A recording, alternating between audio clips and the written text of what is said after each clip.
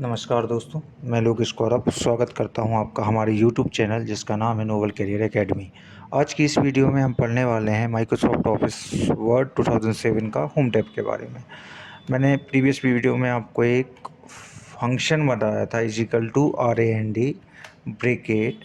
इसके अंदर हम जो भी वैल्यू डालते हैं उतने पैराग्राफ हमारे पास आ जाते हैं। चलिए दोस्तों देखते हैं।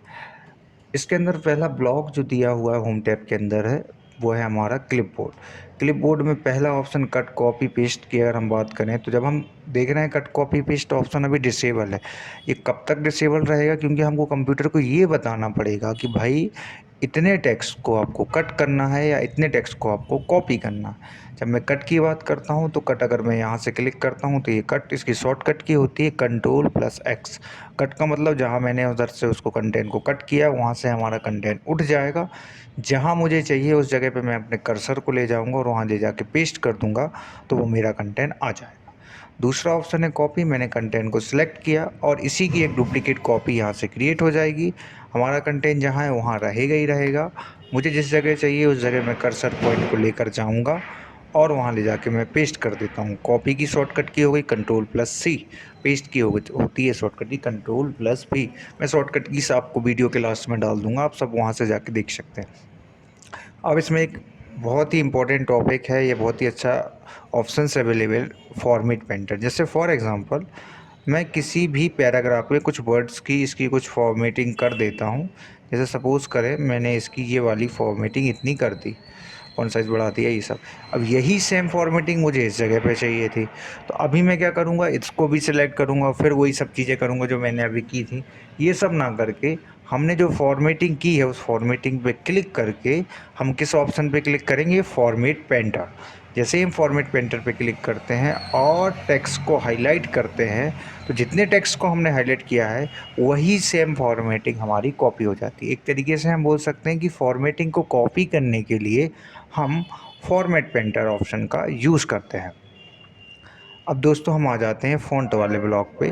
तो फ़ॉन्ट वाले ब्लॉक में जो पहला ऑप्शन आपके पास मिलता है वो लैंग्वेज का मिलता है। तो मैं सबसे पहले पैराग्राफ को सिलेक्ट कर लेता हूँ और जब मैं यहाँ से लैंग्वेज चेंज करता हूँ, डिफरेंट टाइप्स की लैंग्वेज जो भी आपके सिस्टम में आपने डाली है वो सारी लैंग्वेज आपको मिल जाती हैं। तो आप जो फ़ॉन्ट स्टाइल चेंज करना चाहें वो कर सकते हैं। नेक्स्ट ऑप्शन आपके पास अवेलेबल होता है फ़ॉन्ट का साइज़। ये जितना आप बढ़ाना चाहें कम करना चाहें उतना अपने अकॉर्डिंग कर सकते हैं। इसके बाद नेक्स्ट आपके पास ऑप्शन है ग्रो फॉन्ट। ग्रो फॉन्ट से क्या होता है, फ़ॉन्ट का साइज़ इम्प्रूव हो जाता है। एक ऑप्शन और अवेलेबल है जिसको हम बोलते हैं श्रिंक फॉन्ट। इससे फ़ॉन्ट का साइज़ हमारा छोटा होता है। इसके बाजू में एक ऑप्शन और अवेलेबल है जिसको हम बोलते हैं क्लियर फॉर्मेटिंग। जैसे ही मैं क्लियर फॉर्मेटिंग पे क्लिक करता हूँ तो मेरी जितनी भी फॉर्मेटिंग मैंने की हुई होती है वो सारी हट जाती है। तो दोस्तों एक चीज़ का ध्यान रखना, क्लियर फॉर्मेटिंग में कभी भी जो आप टेक्स्ट को हाईलाइट करते हैं वो हाईलाइट टेक्स्ट आपका नहीं हटता है। नेक्स्ट ऑप्शन की तरफ में अगर मैं बढ़ूँ तो वो होता है बोल्ड। टेक्स्ट को डार्क कलर में करने के लिए हम इसका यूज़ करते हैं। आप डिफरेंट देख सकते हैं दोनों में क्या डिफरेंस है।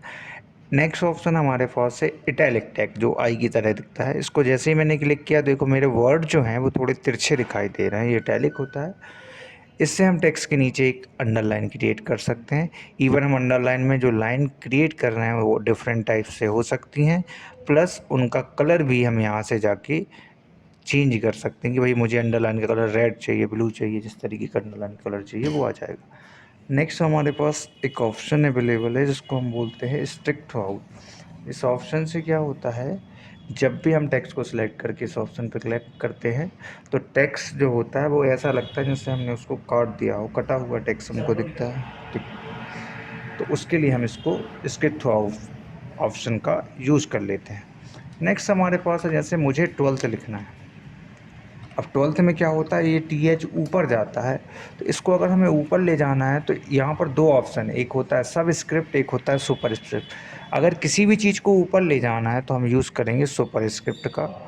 और अगर आपको किसी भी चीज़ को नीचे, जैसे मैं S2O लिखता हूँ तो ये 2 नीचे जाता है मेरा। तो 2 को नीचे ले जाने के लिए इस 2 को सिलेक्ट करेंगे और इस ऑप्शन पे क्लिक करेंगे सब स्क्रिप्ट पे, तो ये 2 कहाँ चला जाएगा, मेरा नीचे चला जाएगा।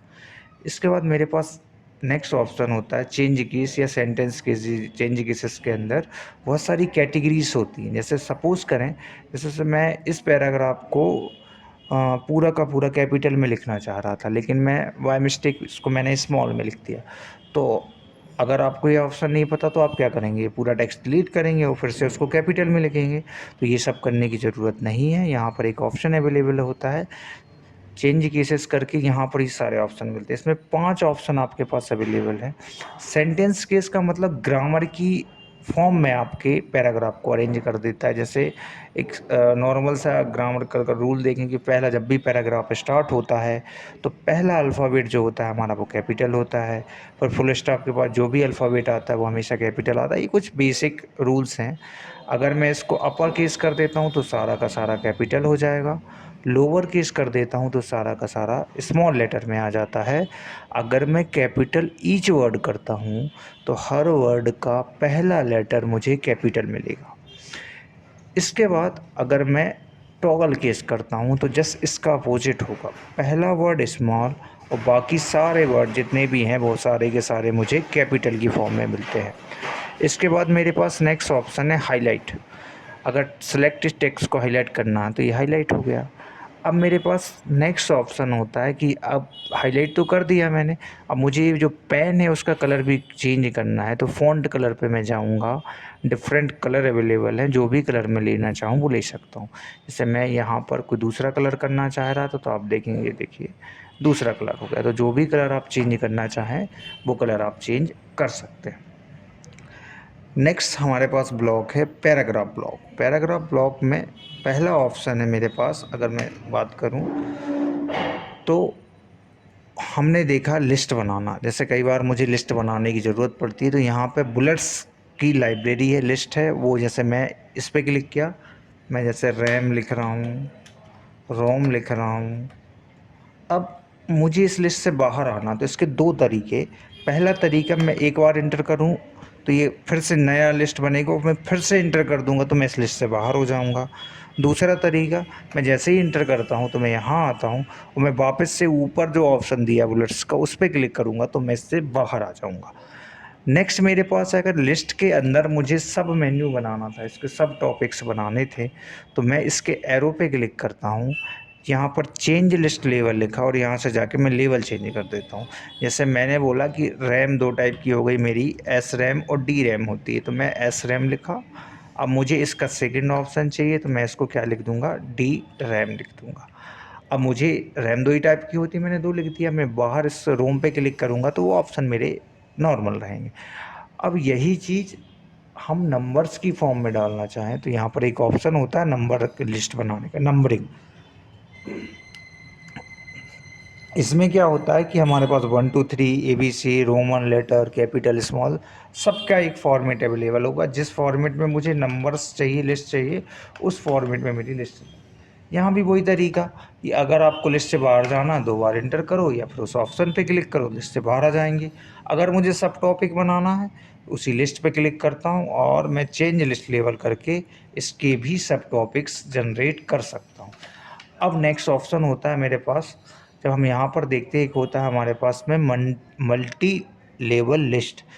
जैसे सपोज़ करो इसको मुझे चैप्टर की फॉर्म में लिखना तो मैं यहाँ जाऊँगा तो आर्टिकल, हेडिंग्स, सारे कुछ ऑप्शन दिए हुए हैं। जैसे चैप्टर की फॉर्म में क्या, देखो चैप्टर 1, चैप्टर 2 के ये टॉपिक्स और चैप्टर 3 ये हेडिंग की फॉर्म में हमारे पास अवेलेबल होता है। नेक्स्ट ऑप्शन हमारे पास अवेलेबल है इंडेंट करके। इंडेंट दो प्रकार के इसमें बताए हुए हैं, इंक्रीज इंडेंट और डिक्रीज इंडेंट। जब मैं इंक्रीज पे क्लिक करता हूँ तो ये पैराग्राफ मेरा एक बार में 0.5 शिफ्ट हो जाता है। डिक्रीज़ करता हूँ तो वापस से उसी पोजीशन पे लाने के लिए मैं इसको डिक्रीज़ कर सकता हूँ। अब नेक्स्ट टॉपिक, अगर मैंने कुछ नंबर्स लिखे हैं यहाँ पे, इन नंबर्स को कुछ ऑर्डर में अरेंज करना है, असेंडिंग और डिसेंडिंग ऑर्डर में। तो मैं इनको सिलेक्ट कर लेता हूँ और मैं इस सॉर्ट वाले ऑप्शन पे जाऊँगा। अब ये मेरे से पूछेगा कि आप नंबर्स को असेंडिंग या डिसेंडिंग में किस ऑर्डर में करना चाहते हैं। उसके पहले ये टाइप पूछ रहा था हम किन किन चीज़ों को ऑर्डर में अरेंज कर सकते हैं। हम नंबर्स को कर सकते हैं, हम टेक्स्ट को कर सकते हैं, हम डेट को कर सकते हैं। असेंडिंग कर दिया, ओके किया, सॉरी, तो मैं असेंडिंग ऑर्डर पे जाता हूँ, यहाँ पे क्लिक करता हूँ।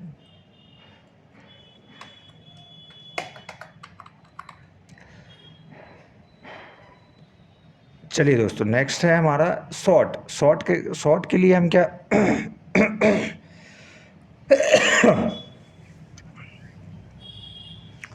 चलिए दोस्तों, नेक्स्ट है हमारा शॉर्ट के लिए मैं कुछ नंबर्स लिख लेता हूँ जिनको हम शॉर्ट करने वाले हैं। ये कुछ मैंने नंबर्स लिख दिए जो कि एक ऑर्डर में अरेंज नहीं है, तो मैं इन नंबर्स को सिलेक्ट कर लेता हूँ। सिलेक्ट करने के बाद मैं शॉर्ट पे क्लिक करता हूँ, तो यहाँ पे नंबर, पैराग्राफ, टेक्स्ट, इन तीनों चीज़ों को हम शॉर्ट्स कर सकते हैं। मैंने नंबर पे क्लिक किया क्योंकि मेरे नंबर हैं। असेंडिंग पे क्लिक करके मैं जैसे ही ओके करता हूँ तो पहले छोटे नंबर, फिर बड़े, फिर बड़े, फिर बड़े, इस तरीके से मेरे नंबर आ जाते हैं। इसके बाद नेक्स्ट ऑप्शन होता है शो एंड हाइड। ये एक्चुअल में जो हिडन इन्फॉर्मेशन होता है उसको, जो कहाँ हमारा पेज ब्रेक हो रहा है, कहाँ लाइन ख़त्म हो रही है, ये सब चीज़ें देखने के लिए यूज़ होता है। एक उदाहरण के लिए मैं आपको बता दे रहा हूँ, मैं इधर बहुत सारे स्पेस दे रहा हूँ, मैं नीचे गया, मैंने नीचे भी स्पेस दिया। तो अब यहाँ जब मैं पेज को देख रहा हूँ तो मुझे कहीं से पता चल रहा है कि मैंने कहाँ कितना स्पेस दिया। तो ये हिडन इन्फॉर्मेशन हो गई। जैसे ही मैं इस पर क्लिक करूँगा तो जहाँ पे ये डॉट्स डॉट्स बनते हैं, डॉट, इसका मतलब यहाँ पर हमने स्पेस दिया हुआ है।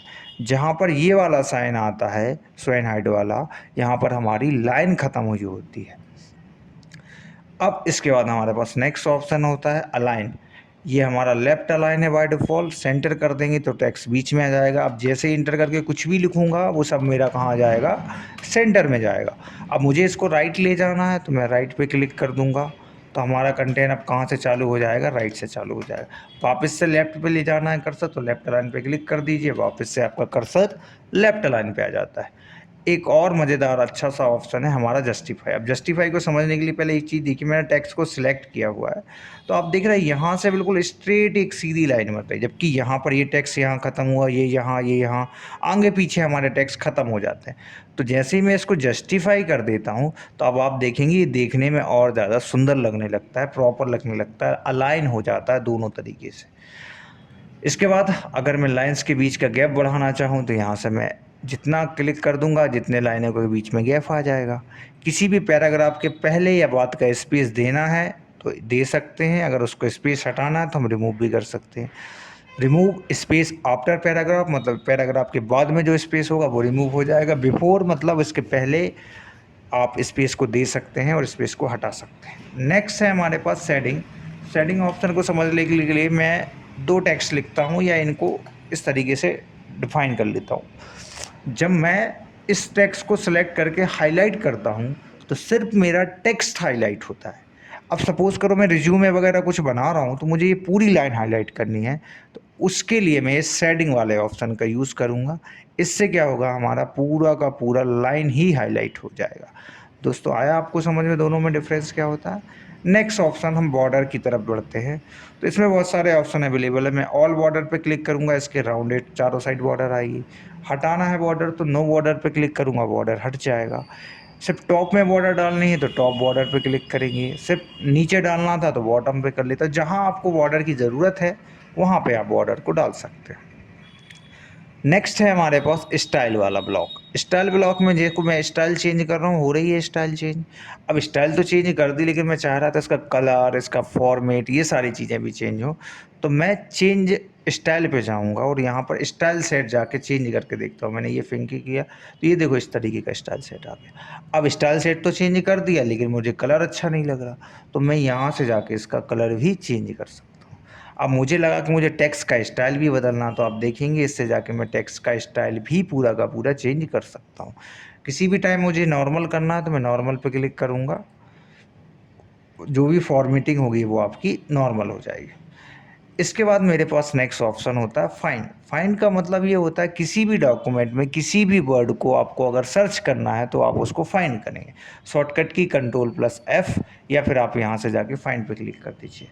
फाइंड, जैसे मुझे सर्च करना था, यूआरएल खर्च करना था, मैंने सबसे पहले इसको यहाँ रखा, उसको फाइंड किया तो ये देखो एक जगह यहाँ मिला। जहाँ जहाँ ये यूआरएल लिखा होगा उन सारी जगहों पर ये हमारा कर्सर को लेकर जाएगा। नेक्स्ट है कि अगर मुझे रिप्लेस करना है, जैसे मैं वंडर ऑफ साइंस का ऐसे लिख रहा हूँ और मैंने साइंस की स्पेलिंग ही मिस्टेक कर दी। अब हो सकता है एक एप्लीकेशन में या एक ऐसे में वो 10 जगह आया हो, तो मुझे 10 जगह सुधारना पड़ेगा। उससे बेटर ऑप्शन है कि मैं सपोज़ करो यूआर लिखना था, उसकी जगह पे मुझे कंप्यूटर लिखना था, तो मैं यहाँ पर ये कंप्यूटर टाइप कर देता हूँ। सबसे पहले मैं ढूंढता हूँ मुझे लगा कि हाँ यहाँ पे चेंज करना है तो मैं इसको रिप्लेस कर दूंगा, तो ये देखो कंप्यूटर हो गया। यहाँ भी रिप्लेस करना है, यहाँ पे भी कंप्यूटर। अगर मुझे लग रहा है कि मुझे एक साथ सारी जगह रिप्लेस कर देना, मुझे चेक करने की ज़रूरत नहीं, तो मैं रिप्लेस ऑल पे क्लिक करूँगा। तो यहाँ पे मुझे लिख कर आ रहा है कि मैंने 20 जगह टोटल रिप्लेसमेंट कर दिया है।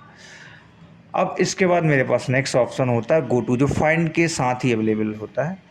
गो टू मतलब कितने पेज नंबर पे जाना है। मैंने कहा कि अभी मेरा कर्सर यहाँ पे आप देखेंगे 1 of 3 लिखा है, मतलब मैं अभी 1 नंबर पेज पे हूँ। टोटल मेरे पास 3 पेज है, मुझे सेकंड नंबर पेज पे जाना था, मैंने सेकंड डाला और गो टू पे क्लिक किया। तो मेरा कर्सर मुझे कहाँ लेकर जाएगा, सेकंड नंबर पेज पर लेकर चला जाएगा। ठीक है, चलिए दोस्तों नेक्स्ट में देखते हैं अपन सेलेक्ट ऑल। सेलेक्ट ऑल जैसे ही करता हूँ तो मेरा पूरा का पूरा डॉक्यूमेंट सेलेक्ट हो जाता है। अब नेक्स्ट ऑप्शन मेरे पास अवेलेबल है सेलेक्ट ऑब्जेक्ट। इसके लिए मैं एक ऑब्जेक्ट लेके आ जाता हूँ ज़रूरत है तो, और इसको ड्रैग एंड ड्रॉप कर देता हूँ।